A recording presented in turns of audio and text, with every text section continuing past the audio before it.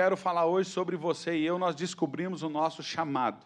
Existe bastante confusão, são palavras parecidas, como discipulado, pastoreamento, mentoreamento, assim também vocação, chamado, são parecidos. Mas a minha ideia é que você chegue no final dessa mensagem com um pouquinho mais de entendimento, ou com a fagulha disso no seu coração, a respeito de descobrir o que Deus te chamou para fazer. Amém? É importante saber. Por exemplo, você que é profissional, trabalha em algo, você tem que saber exatamente o que a sua função precisa para ser desempenhada, você precisa conhecer o seu produto, seu serviço, você está preparado para aquilo. E eu quero fazer um paralelo. Espiritualmente falando, você sabe o que você está vendendo ou o serviço que você está prestando? Espiritualmente falando, na parte de Deus, como igreja de Jesus, nós temos consciência do que nós fomos chamados e devemos fazer perante o Senhor e com as pessoas? É algo para a gente pensar. Às vezes passa muito tempo para a gente descobrir, e apesar de eu ser ainda jovem, quando eu era mais jovem, eu ficava pensando, já parecia que tinha passado muito tempo, eu ficava pensando qual que é o propósito de Deus na minha vida, o que eu nasci para fazer, qual é o meu chamado, qual é a minha vocação. Eu quero tentar ajudar você a pensar nisso hoje. Alguns dias para trás, lendo a Bíblia novamente, mas começando pelo Evangelho de Mateus, passei por Atos. E me chamou bastante atenção quando, em Atos capítulo 16, se você quiser abrir ou ligar sua Bíblia, nós vamos só comentar, mas Atos dos Apóstolos, ou Atos do Espírito Santo, ele começa a contar como a igreja se espalha, como os discípulos e os apóstolos vão levando a visão desse evangelho, da igreja que surge a partir de Jesus Cristo, morto, ressurreto, levado aos céus, soprando o seu espírito sobre os discípulos, começa a ter todo um sentido para eles agora espalharem essa mensagem. Então, eles têm uma missão, eles identificam a mensagem, eles entendem, assim como nós, como igreja aqui, nós temos uma visão, nós temos uma missão, nós temos uma identidade. Né? Uma igreja é como uma família, por isso que ela carrega um nome, você carrega um nome, um sobrenome. Então, nós temos, quando você faz o DNA aqui conosco, nós mostramos isso, uma identidade, uma visão, uma missão, que nos faz andar para frente em direção ao alvo que nós estabelecemos. E é interessante que, a partir de Atos, capítulo 16, só dando um panorama, o apóstolo Paulo ele monta a sua equipe missionária. Ele, consciente do que ele deveria fazer, agora ele escolhe um time. Ele escolhe pessoas que ele entende que são preparadas e que realmente ele pode contar com essas pessoas. Nós não vamos ler, mas eu quero citar alguns versículos e algumas ações.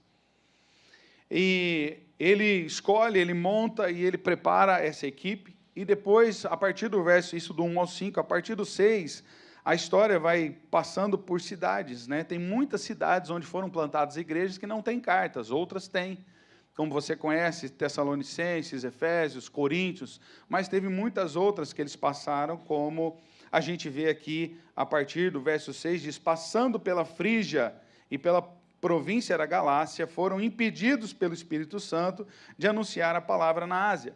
E quando chegaram a Mísia, intentavam ir para a Bitínia, mas o Espírito de Jesus não lhe permitiu. E aqui eu quero começar a discorrer sobre algumas coisas que podem acontecer na nossa caminhada. Em primeiro lugar, o meu objetivo hoje é despertar a sua consciência como igreja de Jesus, como noiva de Jesus, como corpo de Cristo. O que nós devemos fazer a partir do cabeça, que nos dá as ordens, que nos diz o que fazer. Paulo, debaixo da orientação do Espírito Santo, monta a sua equipe, decide sair, mas algumas coisas, às vezes, não são permitidas para nós, mesmo dentro do ministério. Ou seja, existem áreas que nós precisamos identificar. Se eu tentar aqui, né, eu vou usar as palavras do pastor Luciano Subirá.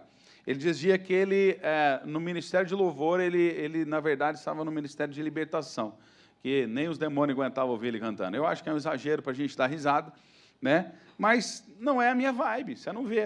Você me vê aqui cantando, eu não estou selecionado, eu canto porque eu tenho microfone, vocês entendem a diferença, aleluia. Né? Mas existem áreas que a gente não vai, tem áreas que Jesus nos preparou para isso. É interessante que, nessa passagem, a Bíblia diz que Deus não permitiu que eles fossem para alguns lugares. Então, existem lugares que a gente tem permissão de ir, tem lugares espirituais, físicos, geográficos, que a gente tem a permissão de ir ou de não ir, e a partir do verso 9, a Bíblia vai dar uma orientação clara para aquele ministério, para aquela viagem missionária de Paulo. Isso é um contexto de Atos dos Apóstolos para a gente entender que a semelhança daqueles homens, nós hoje também precisamos ser dirigidos pelo Espírito Santo. Você pode dizer amém para isso? Então, a partir do verso 9, a Bíblia diz o seguinte: Paulo teve de noite uma visão, em que se apresentava um homem da Macedônia, né, acima da Grécia, Macedônia, e lhe rogava, dizendo: passa, Macedônia, vem para cá e nos ajuda. E logo depois dessa visão, procuramos partir para a Macedônia, concluindo que o Senhor nos chamava para lhes anunciarmos o Evangelho. Então, Paulo tem algo da parte de Deus e ele entende: bom, eu nasci, eu vivo para isso, eu preciso pregar o Evangelho, mas eu quero desmistificar, querido, que muitas vezes está no nosso coração, que quem prega o Evangelho é pastor. Quem prega o Evangelho é o missionário, é o evangelista. O crente alcançado pela palavra de Deus é um pregador do Evangelho. Diga amém, por favor. Você foi chamado para isso. Nós fomos chamados para isso. Aonde quer que a gente passe. Aonde quer que a gente vá, e não só dentro da igreja, e não só para a igreja, mas em todos os lugares onde nós estamos tocando pessoas. Isso é parte daquilo que eu quero lembrar você, despertar o seu coração. E ele continua: navegando de Troade, era um porto, fomos correndo em caminho direto para Samotrácia, e no dia seguinte para Neápolis. Olha quanto lugar que não tem carta, mas eram lugares em que eles chegavam ou de passagem ou plantando igrejas. E daí para Filipos, que você conhece, que é a primeira cidade dessa parte da Macedônia, e é uma colônia. E estivemos alguns dias nessa cidade. Então, aqui eles conseguem definir o lugar para onde eles vão. Então, Deus chama, prepara a equipe, eles vão sair, não é para ir para cá, mas o Espírito Santo diz é para ir para lá, e aí eles começam a obedecer. E no verso 14, que nós não lemos, perdão, no 13 ainda, no dia de sábado, saímos fora das portas, para a beira do rio, ou seja, a igreja saiu de dentro do prédio. A igreja saiu das quatro paredes, ele diz, fora das portas, e eles foram para um lugar de oração à beira do rio. Hoje em dia é muito comum a gente ir para o monte, né? Se fala muito, mas eles foram para a beira do rio. E assentando-nos, falamos às mulheres que ali se juntaram. Porque naquela época, irmã, você lembra que tinha que lavar roupa no rio. Os irmãos também, que suja roupa também tem que lavar roupa. Posso ouvir um amém? Amém, glória a Deus. Mas era comum essas pessoas irem à beira do rio. E aí eles falaram às mulheres que ali se juntavam. Ou seja, lugar comum, lugar de gente comum, de serviço normal, no nosso trabalho, nos nossos relacionamentos. É ali que eles estavam envolvidos com gente que estava fazendo o que era comum no dia a dia.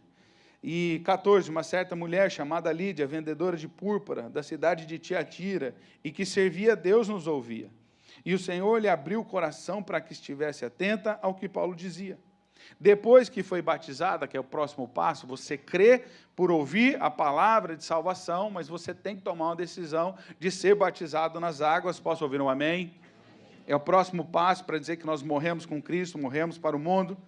Foi batizada ela e sua casa, e ela nos pediu, nos rogou, dizendo: se vocês entendem que eu sou fiel ao Senhor, entra na minha casa e fiquem ali, e nos constrangeu a isso. Isso é outro aspecto, querido, da igreja de Jesus. Ela é hospitaleira, ela pratica hospitalidade, ela abre a casa para aqueles que são da mesma fé, e a gente precisa também continuar fazendo aquilo que Jesus nos chamou para fazer. Então, é um pouquinho da história, você vê, bastante rica. E a obediência ao chamado começa a produzir salvação e milagres. A partir do verso 16, diz que não só no 15 tem ela sendo batizada, ela e sua casa, o reino de Deus se expande dentro daquele lar, alcança a família inteira, mas no 16 começa a haver milagres de libertação. Aconteceu que, indo nós à oração, nos saiu ao encontro uma jovem que tinha espírito de adivinhação, a qual, adivinhando, dava grande lucro aos seus senhores. Esta, seguindo a Paulo e a nós, clamava, dizendo: estes homens que nos anunciam o caminho da salvação são servos do Deus Altíssimo. Imagina, parece que alguém está, abrindo para você, fazendo uma apresentação, uma introdução do seu grande ministério. E isso fez por muitos dias. Engraçado que por muitos dias eles não entenderam o que estava acontecendo. Acho que talvez estava até gostando da introdução. Imagina alguém aqui entrando assim: esse é o Paulo Subirá, o grande servo do Deus Altíssimo. Aí eu, nossa, isso aí fala mais, né? Às vezes a gente brinca aqui, a pessoa faz a introdução, falando assim, rapaz, eu vou te levar para todo lugar para você me introduzir desse jeito. Essa mulher falava, na verdade, esse espírito, mas a Bíblia diz, mas Paulo, perturbado, voltou-se e disse ao espírito, em nome de Jesus Cristo, te mando que saias dela, e na mesma hora saiu. E aqui o texto começa aí, a igreja que está triunfante, está dando certo, começa a ter problema sério. Eles são presos, eles passam por situações de dificuldade, açoites, né, tomando surra em nome de Jesus e tal, porque o inimigo se incomoda e levanta pessoas para resistir e para nos prender dentro do nosso ministério. Preste atenção, querido. Você provavelmente já tentou pregar o evangelho para alguém e a pessoa não recebeu. Sabe o que você pensou? Instintivamente, não funciona, não vai dar certo, não adianta repartir o evangelho. Às vezes você tem alguém que realmente bate com você em palavras, aqui eles batiam de verdade, mas bate com você em palavras, fala em público, te descarta, te despreza, e aí você se apequena e você para de anunciar o reino de Deus. E essas resistências espirituais são normais, porque a igreja de Jesus ela tem um chamado para ser libertadora. Diga amém, em nome de Jesus. Então, nós precisamos levar a palavra que liberta, e aqui não há outra coisa senão uma resistência espiritual, mas eles não desistem. A partir do verso 25, a Bíblia vai dizer, perto da meia-noite, Paulo e Silas oravam e cantavam hinos a Deus, e outros presos o escutavam. A maioria de vocês conhece essa história. Mesmo no meio dos maiores problemas, sendo rejeitado pela sociedade, jogado no calabouço, tendo apanhado, sendo humilhado, eles estavam adorando a Deus, porque Hebreus diz que nós podemos oferecer a Deus sacrifícios de louvor, igreja. Mesmo no meio das dificuldades, há um lugar de paz e tranquilidade interior para a gente continuar adorando o nosso Deus, amém? É assim que funciona, a graça de Deus vai sendo abundante na nossa vida e a gente vai percebendo que a gente não precisa viver de acordo com as circunstâncias. Nós podemos viver de acordo com a paz interior que habita no nosso coração. E se você não tem essa paz interior, eu quero te dizer, procure ela a todo custo. O custo já foi pago na cruz, mas a todo custo que é seu, a sua entrega, sabe, querido, corre atrás dessa paz interior que, independente das circunstâncias, de quanto que estão pagando a sua hora, quanto estão pagando o seu serviço, se tem muito serviço, se tem pouco serviço, se tem pouca renda, muita renda, se você deve muito ou deve pouco, essa paz interior é o nosso fundamento, o fundamento da palavra que está no nosso coração, que é Jesus. Então, louve, porque o louvor liberta. Adore a Deus, o louvor não só liberta e salva. Essa história termina eles adorando a Jesus, Deus faz um milagre, o carcereiro vai se matar, Paulo percebe no escuro, ele não está vendo com seus olhos naturais, mas ele está vendo com seus olhos espirituais. Eu estive em Roma, na prisão, acho que é Mamertina que fala, se eu não errar o nome, e era literalmente um buraco, não era essa aqui que ele estava, eu acredito, porque aquela ali o cara era jogado sozinho, mas era noite, era escuro, era frio, não se via nada. Paulo tem um discernimento de espírito, fala para esse homem, não tira sua vida, porque ele ia perder, os presos provavelmente iam fugir, ele ia ter um problema sério, se pagava com a própria vida nessa época aqui, o soldado, a pessoa responsável pelos prisioneiros, era vida por vida, mas ele fala, não se mata, ele prega o evangelho, e a Bíblia diz, né, nos últimos versículos, aí, a partir do verso 31,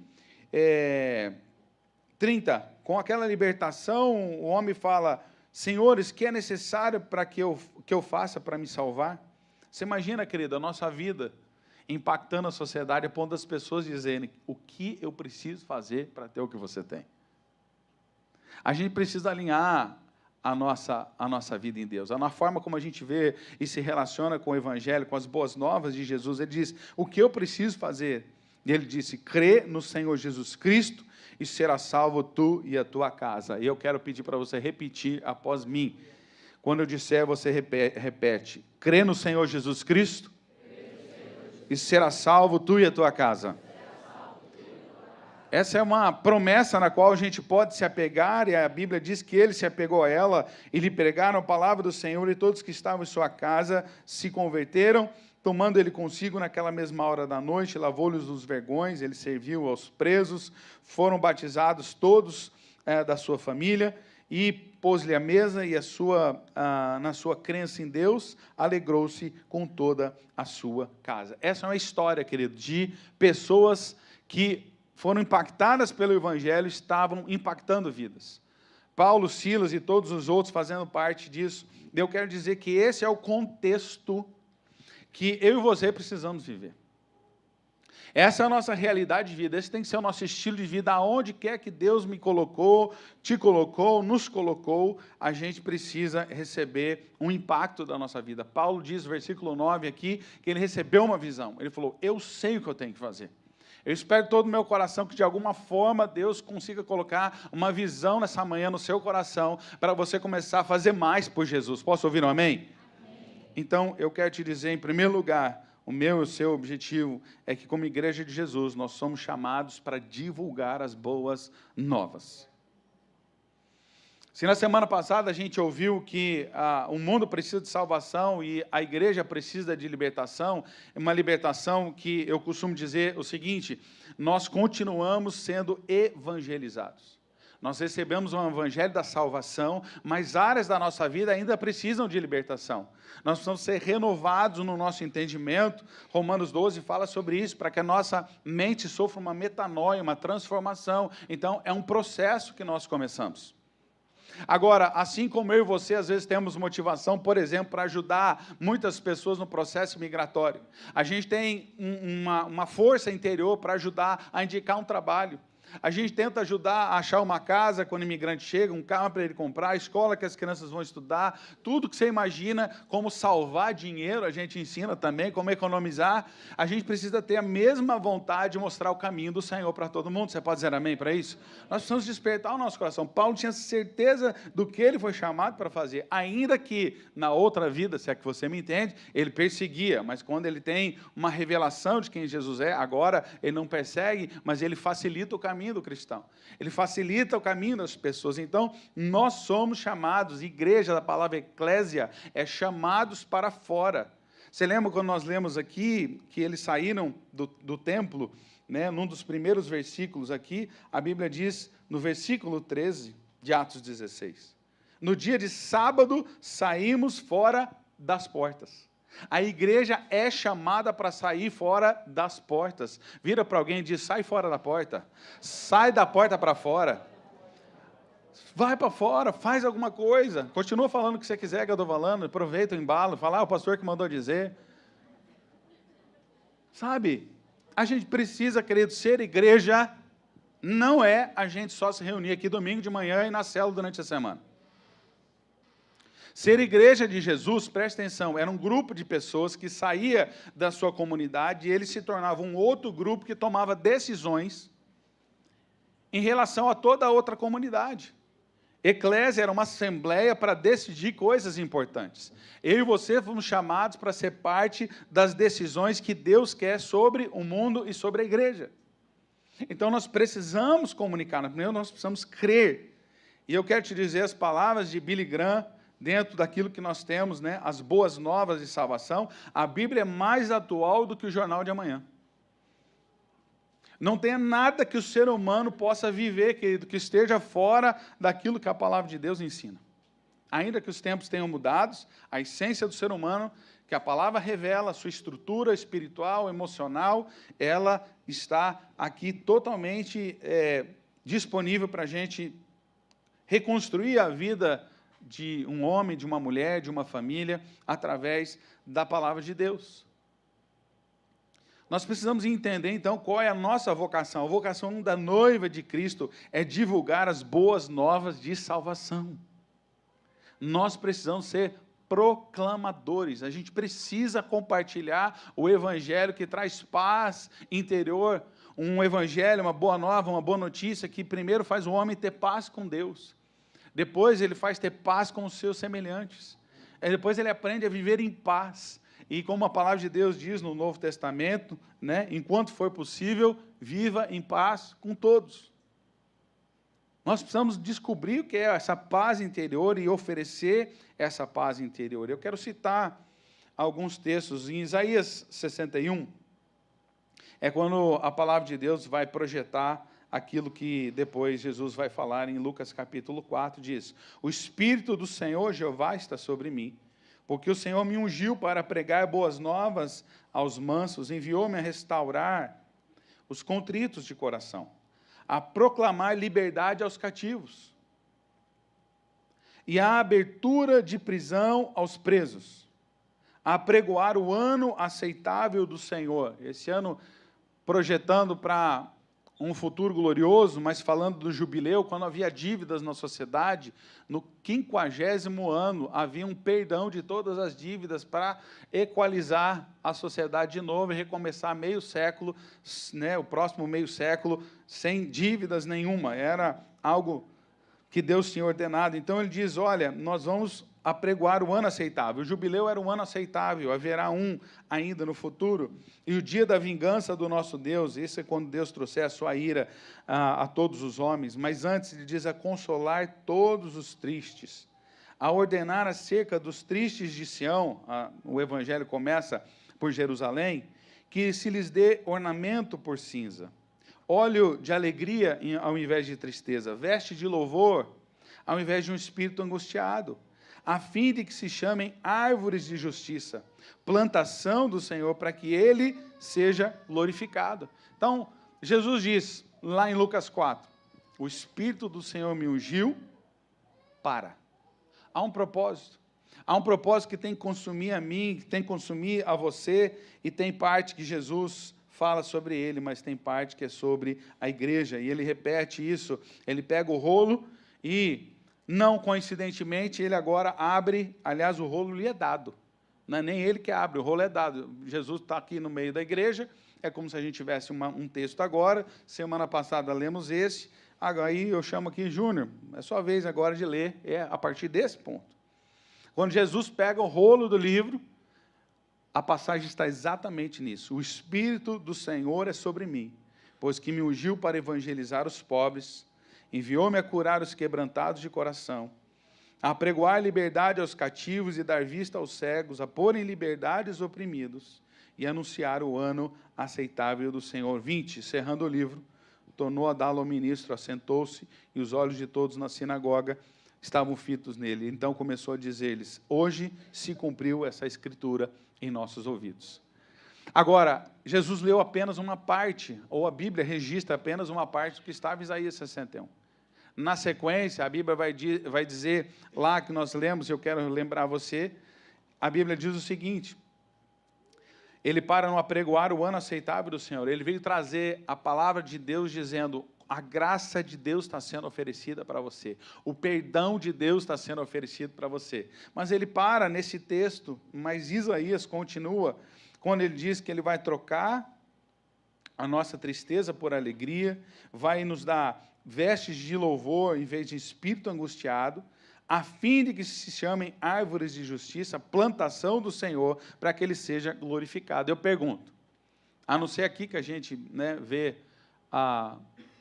o landscaping, as pessoas aí, as empresas às vezes põem já grama pronta, árvore, e se vira uma bela paisagem de um dia para o outro. Mas o normal é o quê? Você planta uma semente, ela vira uma pequena arvorezinha, ela vai crescendo, ela vai crescendo, ela vai crescendo.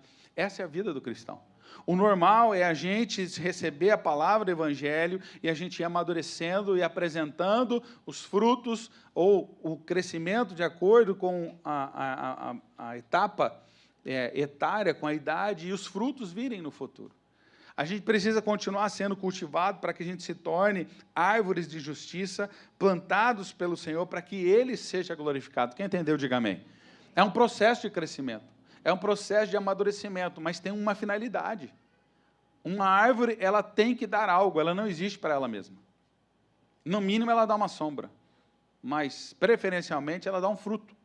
E o fruto da árvore não serve para ela mesma, serve para quem? Para o outro, para o próximo, para aqueles que estão usufruindo dela. E ele continua dizendo em Isaías, no livro de Isaías, o profeta diz, edificarão os lugares antigamente assolados. Deus está contando com você, querido, para a gente poder reparar pessoas e famílias destruídas por esse mundo pecaminoso. Nós somos chamados para edificar os lugares antigamente assolados, restaurar os antes destruídos, renovar as cidades assoladas, destruídas de geração em geração. Nós somos chamados para isso. Jesus para esse texto dizendo, eu vim apregoar um ano aceitável, e agora, igreja, é com vocês. A semelhança da história de Lázaro, Quando Jesus chama para fora e depois diz, agora tira as ataduras, deixa essa pessoa livre, nós também temos um propósito, querido, nós precisamos cuidar de pessoas. Posso ouvir um amém? Pedro não era um pastor, Pedro era um pescador, o apóstolo. Jesus chama ele em João capítulo 21, ele tinha se decepcionado, porque ele achou que ele não ia negar Jesus de jeito nenhum, como qualquer um de nós. Mas chega a hora que cai a ficha, ele fala assim, rapaz, eu sou pior do que eu pensava. Mas Jesus aposta nele de novo, chama, conversa com ele, enche o coração dele de ânimo e diz, você me ama, cuida de pessoas, se importe com pessoas, cuide de alguém, apacenta as minhas ovelhas. Então, querido, não é porque você não é pastor, não é porque você não é líder de célula nessa casa, é muito peculiar essa mensagem para essa casa, mas eu quero dizer, Jesus te chamou para cuidar de alguém. Posso ouvir um amém? Amém. Então, querido, não termine essa semana sem ter alguém no seu coração que você fala, eu estou ajudando essa pessoa. Eu estou ajudando essa pessoa a conhecer a Jesus, a receber o Espírito Santo pela fé em Cristo, a ter os lugares antigamente assolados, a ser trabalhado, transformado e conhecer a paz eterna de Deus. Nós precisamos ter esse foco. Essa é parte da descoberta do chamado, né? Jesus fez a parte dele, nós temos que fazer a nossa. E ele diz também em Mateus capítulo 5, verso 9, bem-aventurados os que promovem a paz. Você tem sido um promotor de paz? Não vou nem fazer outra pergunta, que às vezes a gente também provoca tudo que é ruim. Mas a paz com Deus, a paz com os homens. Nós precisamos ser, né, pessoas que promovem a paz entre Deus e tantos que não sabem nem que estão devedores na praça. Imagina você souber, né, que seu amigo, seu conhecido está com uma dívida, está sendo protestado, e ele está querendo, por exemplo, financiar um carro, uma casa, não vai poder, você vai tentar gentilmente falar, fiquei sabendo que tu está devendo. Você está sendo protestado e não sabe. A Bíblia diz que há uma cédula de dívida, havia contra nós. Para muitos que não conhecem o Senhor Jesus, há uma cédula, há uma dívida, há uma nota promissória dizendo, tu está devendo, tem que pagar, e vai pagar com a própria morte. Mas Jesus já morreu no meu lugar, no seu lugar, e no lugar de todo mundo que a gente conhece, amém, queridos? Então nós precisamos levar essa mensagem para quem quer receber, quem não quer, querido, a gente, né, como a Bíblia fala, que os apóstolos, os discípulos, quando enviados, se não recebessem, chacoalhava a poeira do pé e partia para outra. Mas não deixe de proclamar o evangelho que você tem dentro de você. A igreja de Jesus é promulgadora da paz com Deus e com os homens. Isaías 52 diz, quão belos são os pés dos que anunciam a paz e a salvação. Eu fico imaginando, se a gente for literal, quão belos são os pés. Tem que ficar olhando para o pé da pessoa que está anunciando a paz. Não, é que o caminho que ela está oferecendo, pés falam de caminhos. O caminho que está sendo oferecido para nós é um caminho de paz, é um caminho belo.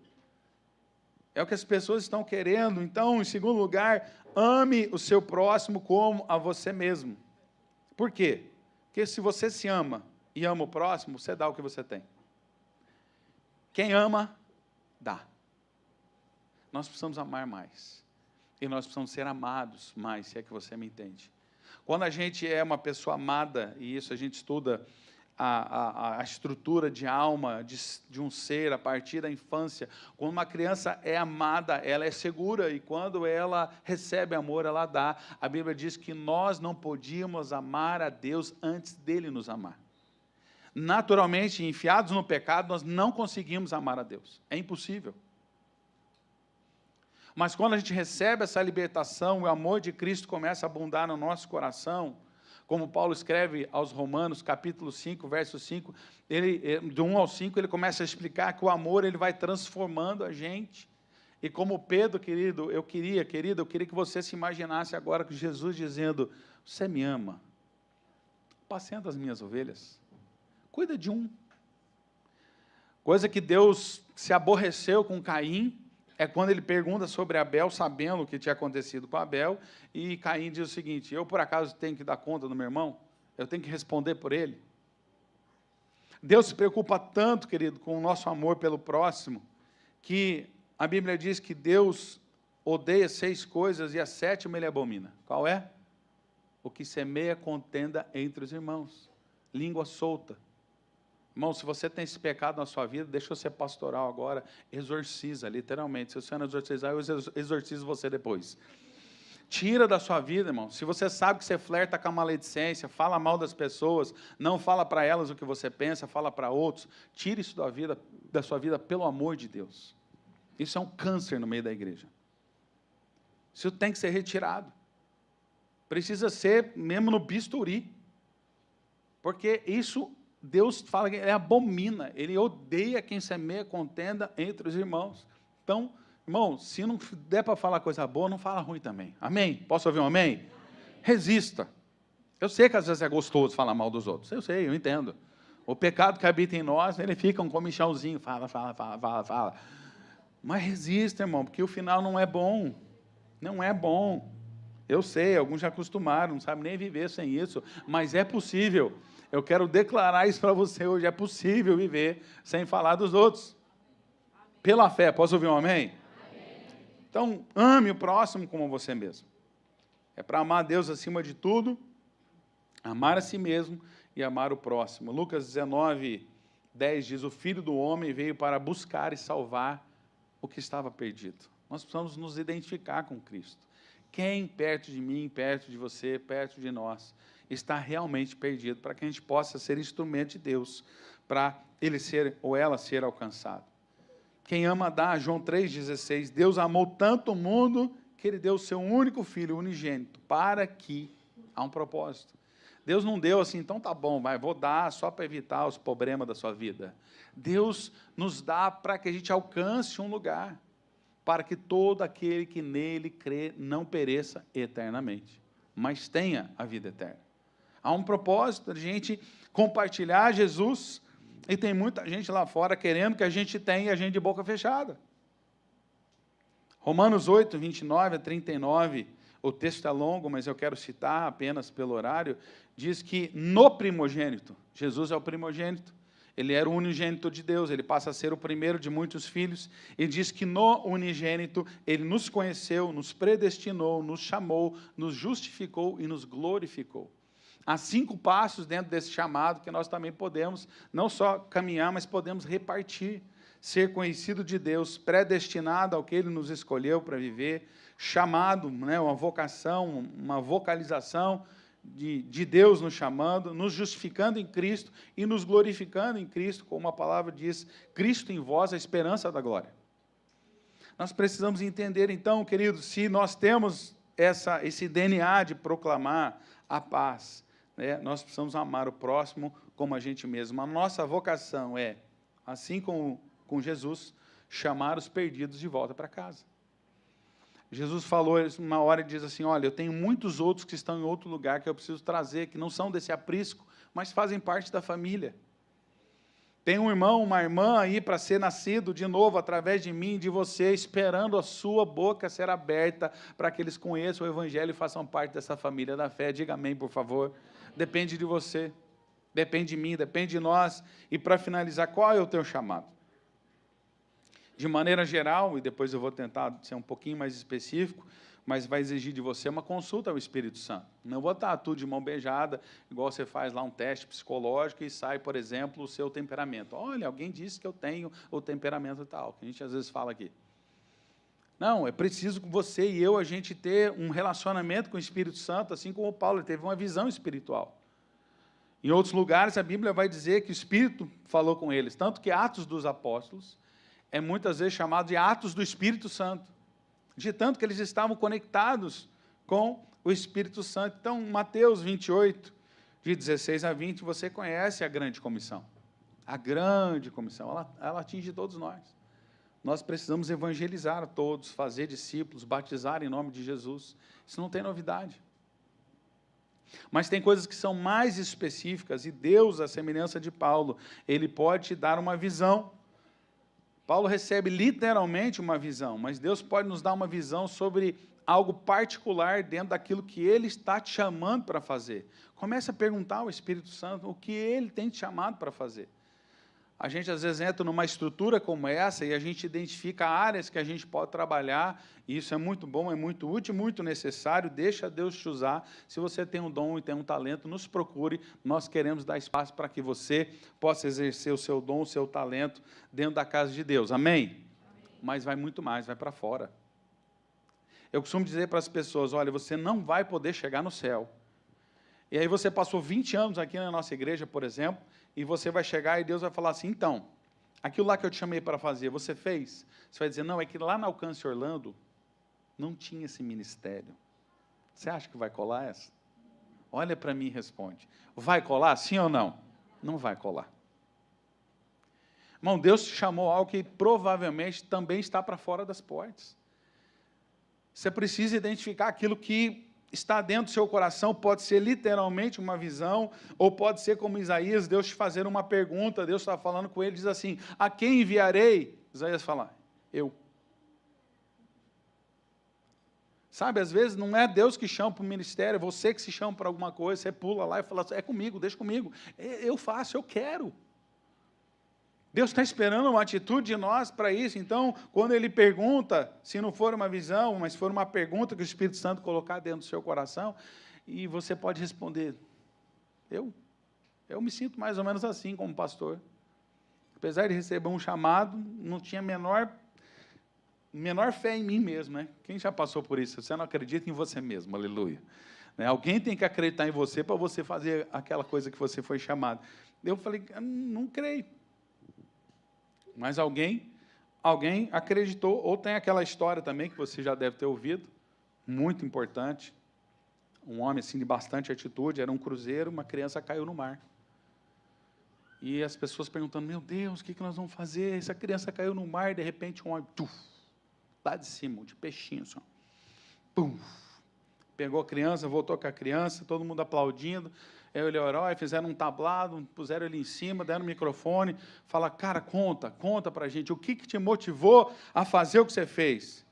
Ele falou, na verdade, só tem uma pergunta, quem me empurrou? Às vezes é assim que funciona também o ministério. Sabe, você não está querendo fazer, você não está com essa empolgação toda, o meu ministério é empurrar você para aquilo que Deus tem para fazer através da sua vida. Posso ouvir um amém? Você tem coragem de falar isso? Sabe, eu estou aqui, eu tenho falado para as pessoas, né? Eu prefiro te segurar do que te empurrar, apesar de empurrar por trás, mas não quero te empurrar para trás. Deixa Deus te usar, vaso. Agora, Deus também pode te despertar para uma causa, como Esdras e Neemias. Eles viam a casa de Deus destruída, Jerusalém, sem muros, sem proteção à cidade. Esses dois caras, em tempos distintos, em função diferente, eles têm o mesmo chamado.